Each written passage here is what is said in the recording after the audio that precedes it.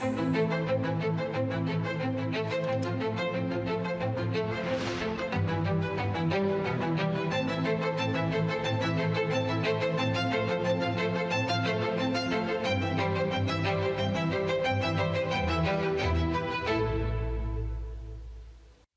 प्यारे देशवासियों, नमस्कार। आज 2025 की पहली मन की बात हो रही है।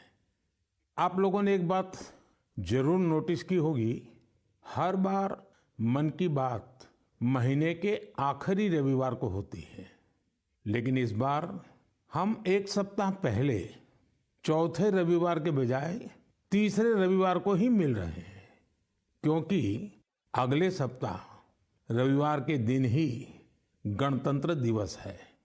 मैं सभी देशवासियों को गणतंत्र दिवस की अग्रिम शुभकामनाएं देता हूं।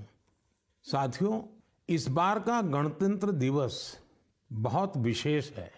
ये भारतीय गणतंत्र की 75वीं वर्षगांठ है।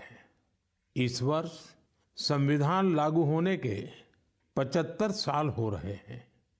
मैं संविधान सभा के उन सभी महान व्यक्तित्वों को नमन करता हूं, जिन्होंने हमें हमारा पवित्र संविधान दिया। संविधान सभा के दौरान अनेक विषयों पर लंबी लंबी चर्चाएं हुई। वो चर्चाएं संविधान सभा के सदस्यों के विचार, उनकी वो वाणी हमारी बहुत बड़ी धरोहर है। आज मन की बात में मेरा प्रयास है कि आपको कुछ महान नेताओं की ओरिजिनल आवाज सुनाऊं। साथियों, जब संविधान सभा ने अपना काम शुरू किया तो बाबा साहब आम्बेडकर ने परस्पर सहयोग को लेकर एक बहुत महत्वपूर्ण बात कही थी। उनका ये संबोधन इंग्लिश में है। मैं उसका एक अंश आपको सुनाता हूं। So far as the ultimate goal is concerned, I think none of us need have any apprehensions. None of us need have any doubt. But my fear, which I must express clearly, is this. Our difficulty, as I said, is not about the ultimate future. Our difficulty is how to make the heterogeneous mess that we have today take a decision in common and march in a cooperative way on that road which is bound to lead us to unity. Our difficulty is not with regard to the ultimate. Our difficulty is with regard to the beginning. साथियों, बाबा साहब इस बात पर जोर दे रहे थे कि संविधान सभा एक साथ एक मत हो और मिलकर सर्वहित के लिए काम करे। मैं आपको संविधान सभा की एक और ऑडियो क्लिप सुनाता हूं। ये ऑडियो डॉक्टर राजेंद्र प्रसाद जी का है, जो हमारी संविधान सभा के प्रमुख थे। आइए डॉक्टर राजेंद्र प्रसाद जी को सुनते हैं। हमारा इतिहास बताता है और हमारी संस्कृति सिखाती है कि हम शांति प्रिय हैं और रहें। हमारा साम्राज्य, हमारी फतेह दूसरे तरह की रही है। हमने दूसरों को जंजीरों से, चाहे वो लोहे की हो या सोने की, कभी नहीं बांधने की कोशिश की। हमने दूसरों को अपने साथ लोहे के जंजीर से भी ज्यादा मजबूत मगर सुंदर और सुखद रेशम के धागे से बांध रखा है, और वो बंधन धर्म का है, संस्कृति का है, ज्ञान का है। हम अब भी उसी रास्ते पर चलते रहेंगे और हमारी एक ही इच्छा और अभिलाषा है।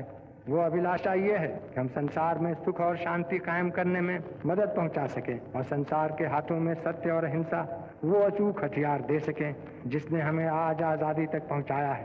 हमारी जिंदगी और संस्कृति में कुछ ऐसा है जिसने हमें समय के थपेड़ों के बावजूद जिंदा रहने की शक्ति दी है। अगर हम अपने आदर्शों को सामने रखे रहेंगे तो हम संसार की बड़ी सेवा कर पाएंगे। साथियों, डॉक्टर राजेंद्र प्रसाद जी ने मानवीय मूल्यों के प्रति देश की प्रतिबद्धता की बात कही थी। अब मैं आपको डॉक्टर श्यामा प्रसाद मुखर्जी की आवाज सुनाता हूं। उन्होंने अवसरों की समानता का विषय उठाया। डॉक्टर श्यामा प्रसाद मुखर्जी ने कहा था, I hope, sir, that we shall go ahead with our work in spite of all difficulties and thereby help to create that great India, which will be the motherland of not this community or that, not this class of it, but of every person, man, woman and child inhabiting in this great land, irrespective of race, caste, creed or community. Everyone to have an equal opportunity so that he or she can develop himself and herself according to the best talent and serve the great common motherland of theirs. साथियों, मुझे उम्मीद है आपको भी संविधान सभा की debate से ये ओरिजिनल ऑडियो सुनकर अच्छा लगा होगा। हम देशवासी को इन विचारों से प्रेरणा लेकर ऐसे भारत के निर्माण के लिए काम करना है जिस पर हमारे संविधान निर्माताओं को भी गर्व हो। साथियों, गणतंत्र दिवस से एक दिन पहले 25 जनवरी को नेशनल वोटर्स डे है। ये दिन इसलिए अहम है क्योंकि इस दिन भारतीय निर्वाचन आयोग की स्थापना हुई थी, इलेक्शन कमीशन। हमारे संविधान निर्माताओं ने संविधान में हमारे चुनाव आयोग को लोकतंत्र में लोगों की भागीदारी को बहुत बड़ा स्थान दिया है। देश में जब 1951-52 में पहली बार चुनाव हुए तो कुछ लोगों को संशय था कि क्या देश का लोकतंत्र जीवित रहेगा, लेकिन हमारे लोकतंत्र ने सारी आशंकाओं को गलत साबित किया। आखिर भारत मदर ऑफ डेमोक्रेसी है। बीते दशकों में भी देश का लोकतंत्र सशक्त हुआ है, समृद्ध हुआ है। मैं चुनाव आयोग का भी धन्यवाद दूंगा जिसने समय समय पर हमारी मतदान प्रक्रिया को आधुनिक बनाया है, मजबूत किया है। आयोग ने जनशक्ति को और शक्ति देने के लिए तकनीकी शक्ति का उपयोग किया। मैं चुनाव आयोग को निष्पक्ष चुनाव के उनके कमिटमेंट के लिए बधाई देता हूं। मैं देशवासियों से कहूंगा कि वो ज्यादा से ज्यादा संख्या में अपने मत के अधिकार का उपयोग करें, हमेशा करें और देश के डेमोक्रेटिक प्रोसेस का हिस्सा भी बने और इस प्रोसेस को सशक्त भी करें। मेरे प्यारे देशवासियों, प्रयागराज में महाकुंभ का श्री गणेश हो चुका है। चिरस्मरणीय जन सैलाब, अकल्पनीय दृश्य और समता समरसता का असाधारण संगम। इस बार कुंभ में कई दिव्य योग भी बन रहे हैं। कुंभ का ये उत्सव विविधता में एकता का उत्सव मनाता है। संगम की रेती पर पूरे भारत के, पूरे विश्व के लोग जुड़ते हैं। हजारों वर्षों से चली आ रही इस परंपरा में कहीं भी कोई भेदभाव नहीं, जातिवाद नहीं। इसमें भारत के दक्षिण से लोग आते हैं, भारत के पूर्व और पश्चिम से लोग आते हैं। कुंभ में गरीब अमीर सब एक हो जाते हैं। सब लोग संगम में डुबकी लगाते हैं, एक साथ भंडारों में भोजन करते हैं, प्रसाद लेते हैं। तभी तो कुंभ एकता का महाकुंभ है। कुंभ का आयोजन हमें ये भी बताता है कि कैसे हमारी परंपराएं पूरे भारत को एक सूत्र में बांधती हैं। उत्तर से दक्षिण तक मान्यताओं को मानने के तरीके एक जैसे ही है। एक तरफ प्रयागराज, उज्जैन, नासिक और हरिद्वार में कुंभ का आयोजन होता है, वैसे ही दक्षिण भूभाग में गोदावरी, कृष्णा, नर्मदा और कावेरी नदी के तटों पर पुष्करम होते हैं। ये दोनों ही पर्व हमारी पवित्र नदियों से, उनकी मान्यताओं से जुड़े हुए हैं। इसी तरह कुंभकोणम से तिरुक्कड़ियूर, कुड़वासल से तिरुचेरै अनेक ऐसे मंदिर हैं जिनकी परंपराएं कुंभ से जुड़ी हुई हैं। साथियों, इस बार आप सब ने देखा होगा कि कुंभ में युवाओं की भागीदारी बहुत व्यापक रूप में नजर आती है। और ये भी सच है कि जब युवा पीढ़ी अपनी सभ्यता के साथ गर्व के साथ जुड़ जाती है तो उसकी जड़ें और मजबूत होती हैं और तब उसका स्वर्णिम भविष्य भी सुनिश्चित हो जाता है। हम इस बार कुंभ के डिजिटल फुटप्रिंट्स भी इतने बड़े स्केल पर देख रहे हैं। कुंभ की ये वैश्विक लोकप्रियता हर भारतीय के लिए गर्व की बात है। साथियों, कुछ दिन पहले ही पश्चिम बंगाल में गंगा सागर मेले का भी विहंगम आयोजन हुआ है। संक्रांति के पावन अवसर पर इस मेले में पूरी दुनिया से आए लाखों श्रद्धालुओं ने डुबकी लगाई है।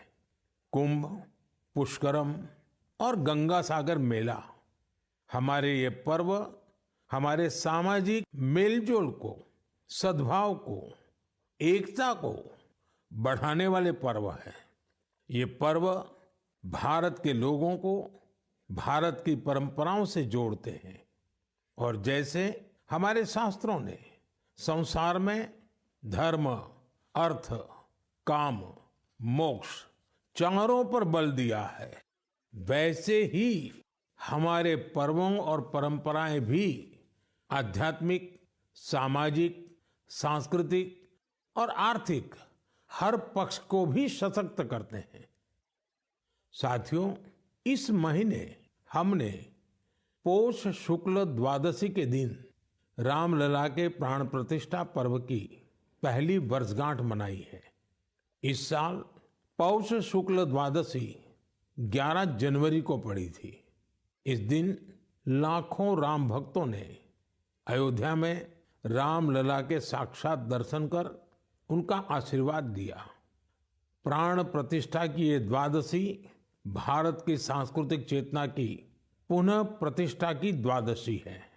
इसलिए पौष शुक्ल द्वादशी का ये दिन एक तरह से प्रतिष्ठा द्वादशी का दिन भी बन गया है। हमें विकास के रास्ते पर चलते हुए ऐसे ही अपनी विरासत को भी सहेजना है, उनसे प्रेरणा लेते हुए आगे बढ़ना है।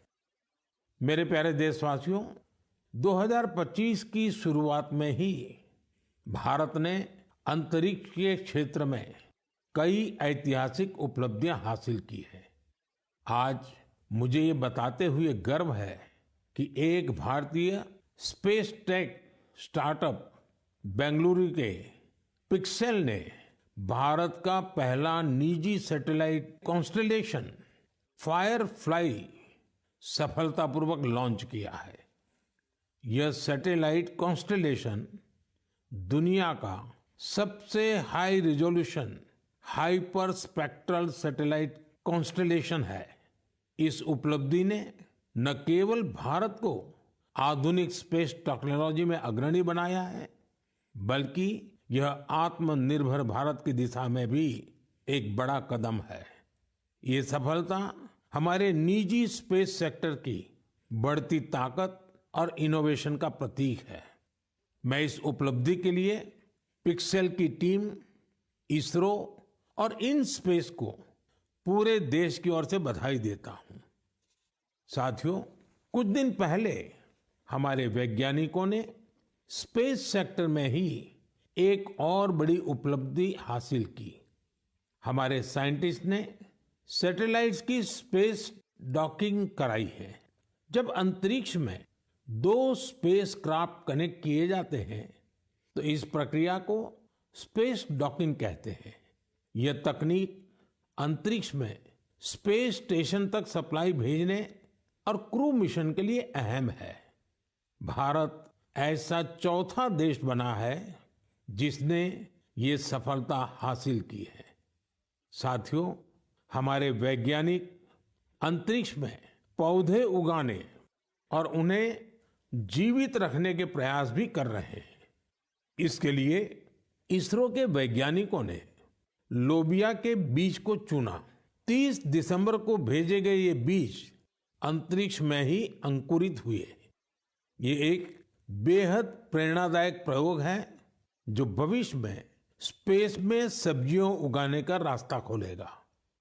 ये दिखाता है कि हमारे वैज्ञानिक कितनी दूर की सोच के साथ काम कर रहे हैं। साथियों, मैं आपको एक और प्रेरणादायक पहल के बारे में बताना चाहता हूं। आईआईटी मद्रास का एक्सटेम केंद्र अंतरिक्ष में मैन्युफैक्चरिंग के लिए नई तकनीकों पर काम कर रहा है। ये केंद्र अंतरिक्ष में 3D printed buildings, metal forms और ऑप्टिकल फाइबर जैसे तकनीकों पर रिसर्च कर रहा है। ये सेंटर बिना पानी के कंक्रीट निर्माण जैसी क्रांतिकारी विधियों को भी विकसित कर रहा है। एक्सटेम की ये रिसर्च भारत के गगनयान मिशन और भविष्य के स्पेस स्टेशन को मजबूती देगी। इससे मैन्युफैक्चरिंग में आधुनिक टेक्नोलॉजी के भी नए रास्ते खुलेंगे। साथियों, ये सभी उपलब्धियां इस बात का प्रमाण है कि भारत के वैज्ञानिक और इनोवेटर्स भविष्य की चुनौतियों का समाधान देने के लिए कितने विजनरी हैं। हमारा देश आज स्पेस टेक्नोलॉजी में नए कीर्तिमान स्थापित कर रहा है। मैं भारत के वैज्ञानिकों, इनोवेटर्स और युवा उद्यमियों को पूरे देश की ओर से शुभकामनाएं देता हूं। मेरे प्यारे देशवासियों, आपने कई बार इंसानों और जानवरों के बीच गजब की दोस्ती की तस्वीरें देखी होगी। आपने जानवरों की वफादारी की कहानियां सुनी होगी। जानवर पालतू हो या जंगल में रहने वाले पशु, इंसानों से उनका नाता कई बार हैरान कर देता है। जानवर भले बोल नहीं पाते, लेकिन उनकी भावनाओं को, उनके हाव भाव को इंसान भली भांति भांप लेते हैं। जानवर भी प्यार की भाषा को समझते हैं, उसे निभाते भी हैं। मैं आपसे असम का एक उदाहरण साझा करना चाहता हूं। असम में एक जगह है नौगांव। नौगांव हमारे देश की महान विभूति श्रीमद शंकर देव जी का जन्मस्थान भी है। यह जगह बहुत ही सुंदर है। यहाँ हाथियों का भी एक बड़ा ठिकाना है। इस क्षेत्र में कई घटनाएं देखी जा रही थी जहां हाथियों के झुंड फसलों को बर्बाद कर देते थे। किसान परेशान रहते थे, जिससे आसपास के करीब 100 गांवों के लोग बहुत परेशान थे। लेकिन गांव वाले हाथियों की भी मजबूरी समझते थे। उन्हें पता था कि हाथी भूख मिटाने के लिए खेतों का रुख कर रहे हैं, इसलिए गांव वालों ने इसका समाधान निकालने की सोची। गांव वालों की एक टीम बनी जिसका नाम था हाथी बंधु। हाथी बंधुओं ने सूझबूझ दिखाते हुए करीब 800 बीघा बंजर भूमि पर एक अनूठी कोशिश की। यहाँ गांव वालों ने आपस में मिलजुल कर नेपियर ग्रास लगाई। इस घास को हाथी बहुत पसंद करते हैं। इसका असर ये हुआ कि हाथियों ने खेतों की ओर जाना कम कर दिया। यह हजारों गांव वालों के लिए बहुत राहत की बात है। उनका ये प्रयास हाथियों को भी खूब भाया है। साथियों, हमारी संस्कृति और विरासत हमें आसपास के पशु पक्षियों के साथ प्यार से रहना सिखाती है। ये हम सभी के लिए बहुत खुशी की बात है कि बीते 2 महीनों में हमारे देश में 2 नए टाइगर रिजर्व्स जुड़े हैं। इनमें से एक है छत्तीसगढ़ में गुरु घासीदास तमोर पिंगला टाइगर रिजर्व और दूसरा है एमपी में राता पानी टाइगर रिजर्व। मेरे प्यारे देशवासियों, स्वामी विवेकानंद जी ने कहा था, जिस व्यक्ति में अपने आइडिया को लेकर जुनून होता है वही अपने लक्ष्य को हासिल कर पाता है। किसी आइडिया को सफल बनाने के लिए हमारा पैशन और डेडिकेशन सबसे जरूरी होता है। पूरी लगन और उत्साह से ही इनोवेशन, क्रिएटिविटी और सफलता का रास्ता अवश्य निकलता है। कुछ दिन पहले ही स्वामी विवेकानंद जी की जयंती पर मुझे विकसित भारत यंग लीडर्स डायलॉग का हिस्सा बनने का सौभाग्य मिला। यहाँ मैंने देश के कोने कोने से आए युवा साथियों के साथ अपना पूरा दिन बिताया। युवाओं ने स्टार्टअप्स, कल्चर, विमेन, यूथ और इंफ्रास्ट्रक्चर जैसे कई सेक्टर्स को लेकर अपने आइडियाज शेयर किए। यह कार्यक्रम मेरे लिए बहुत यादगार रहा। साथियों, कुछ दिन पहले ही स्टार्टअप इंडिया के 9 साल पूरे हुए हैं। हमारे देश में जितने स्टार्टअप्स 9 साल में बने हैं, उनमें से आधे से ज्यादा टियर 2 और टियर 3 शहरों से हैं। और जब ये सुनते हैं तो हर हिंदुस्तानी का दिल खुश हो जाता है। यानी हमारा स्टार्टअप कल्चर बड़े शहरों तक ही सीमित नहीं है। और आपको यह जानकर हैरानी होगी कि छोटे शहरों के स्टार्टअप्स में आधे से ज्यादा का नेतृत्व हमारी बेटियां कर रही हैं। जब यह सुनने को मिलता है कि अंबाला, हिसार, कांगड़ा, चेंगलपट्टू, बिलासपुर, ग्वालियर और वाशिम जैसे शहर स्टार्टअप्स के सेंटर बन रहे हैं, तो मन आनंद से भर जाता है। नागालैंड जैसे राज्य में पिछले साल स्टार्टअप्स के रजिस्ट्रेशन में 200% से अधिक की वृद्धि हुई है। Waste management, non renewable energy, biotechnology और लॉजिस्टिक्स ऐसे सेक्टर हैं जिनसे जुड़े स्टार्टअप सबसे ज्यादा देखे जा रहे हैं। ये कन्वेंशनल सेक्टर्स नहीं है, लेकिन हमारे युवा साथी भी तो कन्वेंशनल से आगे की सोच रखते हैं, इसलिए उन्हें सफलता भी मिल रही है। साथियों, 10 साल पहले जब कोई स्टार्टअप के क्षेत्र में जाने की बात करता था तो उसे तरह तरह के ताने सुनने को मिलते थे। कोई ये पूछता था कि आखिर स्टार्टअप होता क्या है, तो कोई कहता था कि इसे कुछ होने वाला नहीं है। लेकिन अब देखिए, 1 दशक में कितना बड़ा बदलाव आ गया।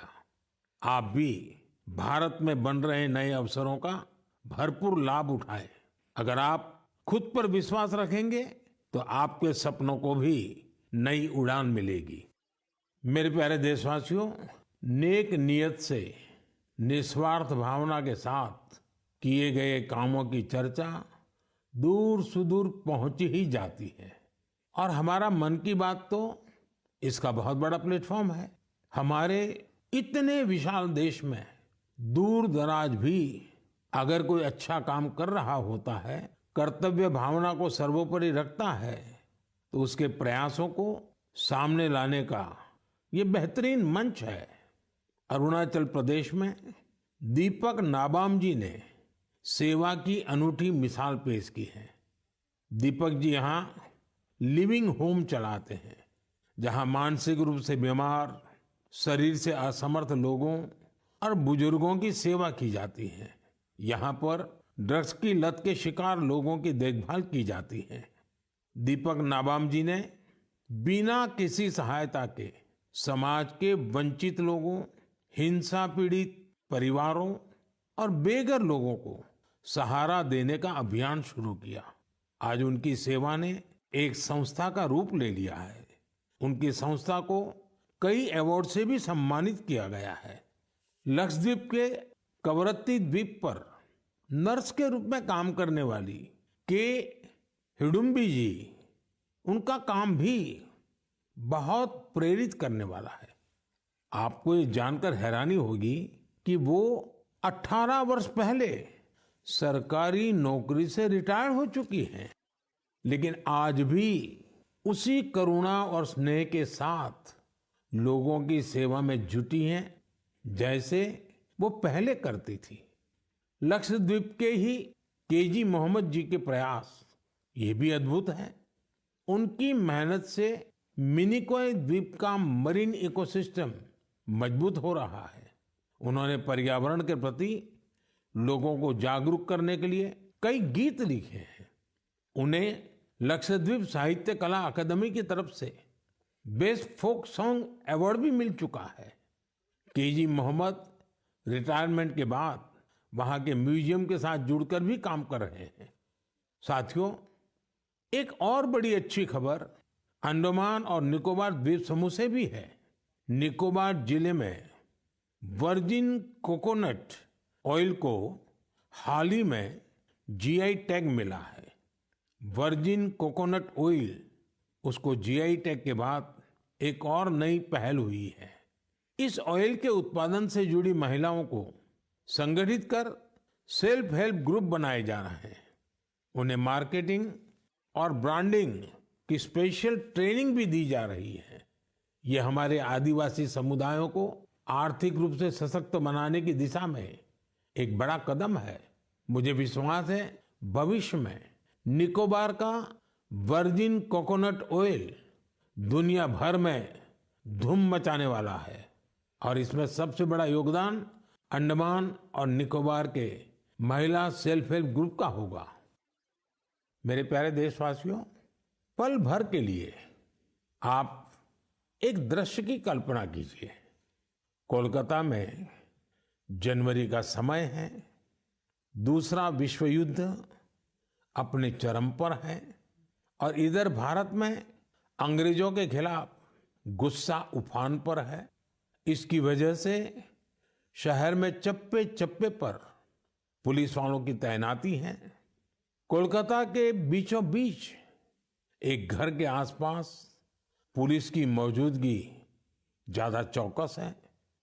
इसी बीच लंबा ब्राउन कोट, पैंट और काली टोपी पहने हुए एक व्यक्ति रात के अंधेरे में एक बंगले से कार लेकर बाहर निकलता है। मजबूत सुरक्षा वाली कई चौकियों को पार करते हुए वो एक रेलवे स्टेशन गोमो पहुंच जाता है। ये स्टेशन अब झारखंड में है। यहां से एक ट्रेन पकड़कर वो आगे के लिए निकलता है।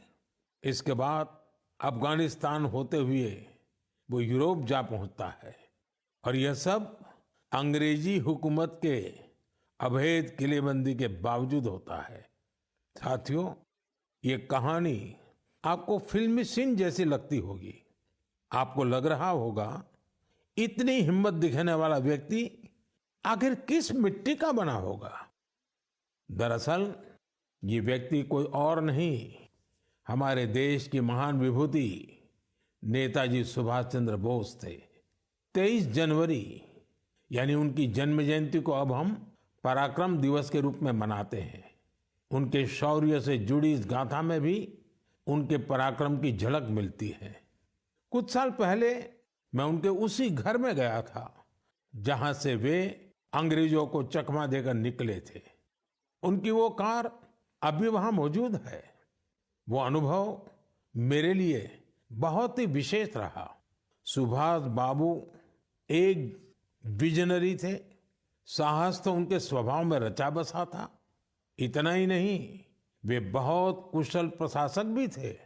महज 27 साल की उम्र में वो कोलकाता कॉरपोरेशन के चीफ एग्जीक्यूटिव ऑफिसर बने और उसके बाद उन्होंने मेयर की जिम्मेदारी भी संभाली। एक प्रशासक के रूप में भी उन्होंने कई बड़े काम किए। बच्चों के लिए स्कूल, गरीब बच्चों के लिए दूध का इंतजाम और स्वच्छता से जुड़े उनके प्रयासों को आज भी याद किया जाता है। नेताजी सुभाष का रेडियो के साथ भी गहरा नाता रहा है। उन्होंने आजाद हिंद रेडियो की स्थापना की थी, जिस पर उन्हें सुनने के लिए लोग बड़ी बेसब्री से प्रतीक्षा करते थे। उनके संबोधनों से विदेशी शासन के खिलाफ लड़ाई को एक नई ताकत मिलती थी। आजाद हिंद रेडियो पर अंग्रेजी, हिंदी, तमिल, बांग्ला, मराठी, पंजाबी, पश्तो और उर्दू में न्यूज़ बुलेटिन का प्रसारण होता था। मैं नेताजी सुभाष चंद्र बोस को नमन करता हूं, देश भर के युवाओं से मेरा आग्रह है कि वे उनके बारे में अधिक से अधिक पढ़ें और उनके जीवन से निरंतर प्रेरणा लें। साथियों, मन की बात का ये कार्यक्रम हर बार मुझे राष्ट्र के सामूहिक प्रयासों से, आप सबकी सामूहिक इच्छा शक्ति से जोड़ता है। हर महीने मुझे बड़ी संख्या में आपके सुझाव, आपके विचार मिलते हैं और हर बार इन विचारों को देखकर विकसित भारत के संकल्प पर मेरा विश्वास और बढ़ता है।